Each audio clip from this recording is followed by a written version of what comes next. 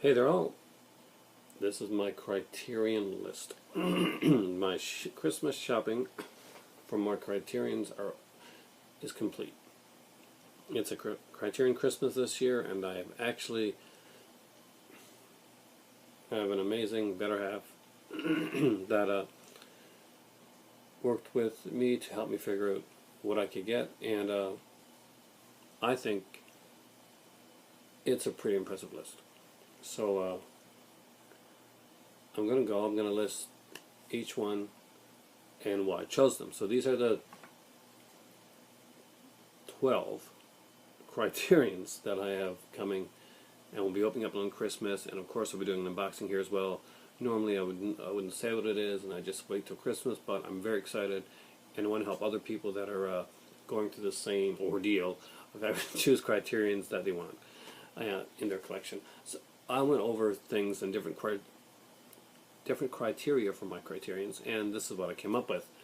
Let's go one at a time. I chose the Criterion Collection Pierrot set, and I love comedy.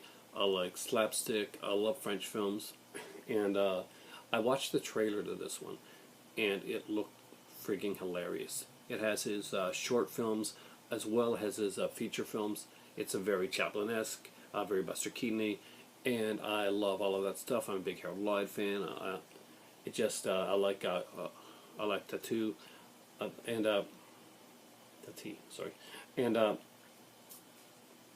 that was the first one that went onto my list. Next up, I'm finally going to pick it up. I wanted this one for ages, and it is M with Peter Lorre. Again, a film that I really love, a film that I remember seeing as a child, and to be honest with you, I have not seen this film since I was about 10. It's Fritz Lang. It is a class in how to make a good suspenseful film, and I think my better half said that this is the only actually film noir on my list this time around. Next up, I went for Godzilla, and there's many reasons. One of the reasons is, and I gotta be honest, the art is amazing. You open it up, and it pops up like Godzilla pops up at you. It's really cool. I just like it. Pops up. It's cool. That is both versions of Godzilla, both the American and the Japanese version.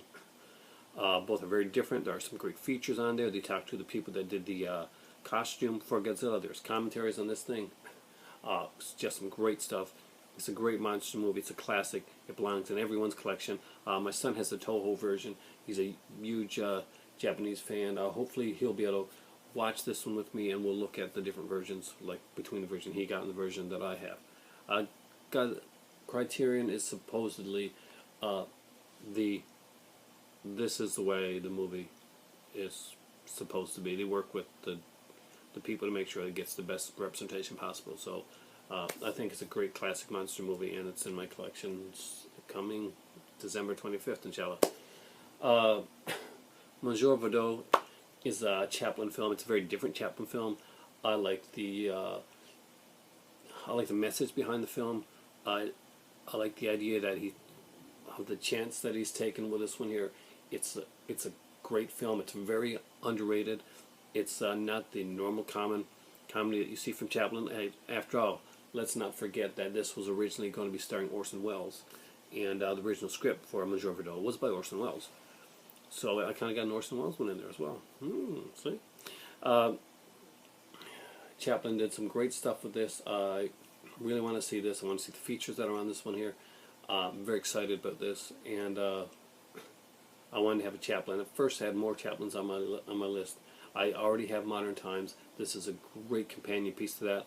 Modern Times being more humorous, satirical. This one's satire in a different way, and I wanted to go for it. Next up is a classic film with Tony Curtis and Burt Lancaster, and that's The Sweet Smell of Success. As a guy that almost went down the journalistic route, I'm a journalist by I did go to school for that, by the way. This is just a great film, and it's a drama. It's a film noir. It's a character study. It's just a very amazing film. The art for this film is incredible, and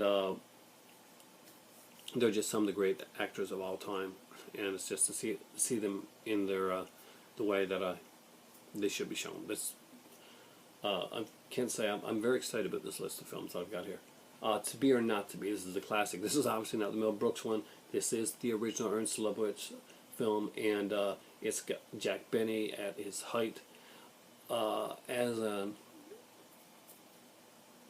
ex-actor. I kind of relate to some of the characters. It's very funny. It's over the top. There's the humor is not so much slapstick as it is more of like the his Girl Friday style humor, and very madcap, very cool, very different, and just one that I will be proud to have in my collection and break it when people are around. Next up is 12 Angry Men. Great film, a great drama. It's a classic film. It has both the theatrical version, and it does have the television Studio One version on it as well. Some people actually find the televised version that was done before it better than the actual theatrical version. It'll be interesting to be able to go back and look at both the versions and see which one that I personally find best myself. And not only that, but there is a third film on here as well. It's done in very much the same character arc study format as 12 Angry Men, except we're working with a lynch mob more so than we are working with people in a courtroom. But it has the same type of dramatic feel to it, and it's going to be interesting to see this film. Since it's one that I have not seen, and it's going to be great to have this one on the list. This is one of the two that will have an extra film on it. Next up is the science fiction film with Rock Hudson Seconds. I'm a huge Rock Hudson fan.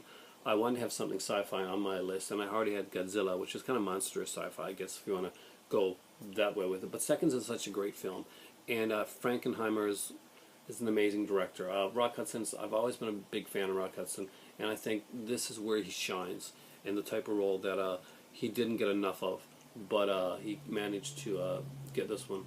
And you know what, my dad, this is the movie that I forgot that my better half asked me, like, what movies is your dad getting? My dad's actually getting this one. He's also a huge fan of this film. Lady Vanishes is my next one, and it helps to complete my Hitchcock collection for Criterion. There's lots I don't have in Hitchcock, by the way, but they're out of print right now, or they don't make them anymore. I'll get them on Amazon sometime. But Lady Vanishes is a classic one. It'll go great with my 39 Steps and The Man Who Knew Too Much. The Lady Vanishes is the other one in the collection that does have a second film. There is a film. Remember if you've ever seen Lady Vanishes, Basil Rathbone, and I'm not sure what the girl's name is right now offhand, but they play two characters that are really big cricket enthusiasts, and they're kind of comedic, and they help out on the train. Now they actually had their own films. They came in a couple other films. Their own film is actually on here as a secondary film, so that's going to be really cool to be able to not only see classic Hitchcock, but to see kind of a classic Rathbone in a non-Sherlock Holmes role. Felligar 517, you should appreciate that. And just really cool stuff. Next up, I got a classic suspense film that I've wanted my entire life. I've seen this movie as a kid. It creeped me out, hoping it'll still creep me out the way that it did when I was a child, and that is Diabolique. A great film by a great director, Simone. Beautiful. Just everything about this one came together to make a perfect film. Wages of Fear was originally on my list. I decided to go with one rather than two by the same director, so that I could fill out my mine and get a more varied and full-bodied list of films. So Diabolique was one that had been high on my list.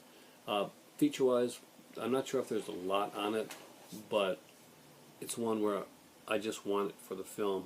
I find the film that good. And next up is another one that does have great features, I think, but I want the film itself, and that's Amarcord. Fellini film. I wanted to get a Fellini. I went up and down between this one and 8.5. I very much like the coming of age film. I like the actors in this one here, and I really wanted something to represent that style of film work in my Criterions. And my last one, I always go for something different, something experimental. And Pierre Artaud was kind of an experimental one with the comedy and French and stuff, but I wanted something really different. And science fiction, 23 films by Jean Painlev was the one that I went for. It's a 3 set. It has like 23 like short films, kind of like supposed to be like science films. So you remember those like Hinterland minutes that used to come on TV? If you're Canadian, you probably do. Think of that, but not quite so true. It's some really different stuff, and one of the people said, well, you see lots of animal organisms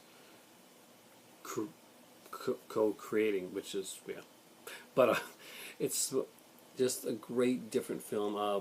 My better half is a marine biologist, so I think she's going to get a kick out of watching this one with me. There are some great features on this one as well. There's actual, aside from the 23 short films, there's kind of like a little short television series documentary that's on here as well. Runs over 200 minutes long, I think. But that's my list. Those are my 12 Criterions. I'm going to list them again, and maybe this will help somebody else who's been looking through stuff and saying, wondering if they should get one of these or not. These are the ones that I chose. I chose Criterion Collection, Pierre Artaud. I chose M with Peter Lorre. The Blu-ray, because the Blu-ray and the DVD are the exactly same price. I chose Godzilla, and I went for the DVD edition. Not much difference. Same features. Same with Monsieur Verdot. Again, the DVD edition, I went for this one. Sweet Smell Success, I did go for the Blu-ray because they were both the same price. To Be or Not to Be, the DVD edition was good enough for like this type of film. It's not going to be that much better on Blu-ray, honestly, guys. Same with 12 Angry Men, just great stuff. Seconds, again. Lady Vanishes is only on DVD, actually. Another great Diabolique, again, I grabbed that one. Amarcord, that one is Blu-ray, and it's the same price on Blu-ray and DVD. And Science Fiction is a DVD one. I don't think it was ever on Blu-ray. And it's just like a really cool one. So that's my 12. I'm very excited. I came on right after I did my list up. And this is my final list, guys. So let me know what you think. Comment. Tell me what you think of my choices. Let me know if you got any of these. And give me a heads up on what you think about them. Right now I'm very excited. I'm finally going to go grab some tea and turn the washer on again because it just buzzed there and it's definitely not dry yet. Thanks a lot for watching, and it's wow, it's time for a lot of Criterions on Christmas time, and it's time for tea.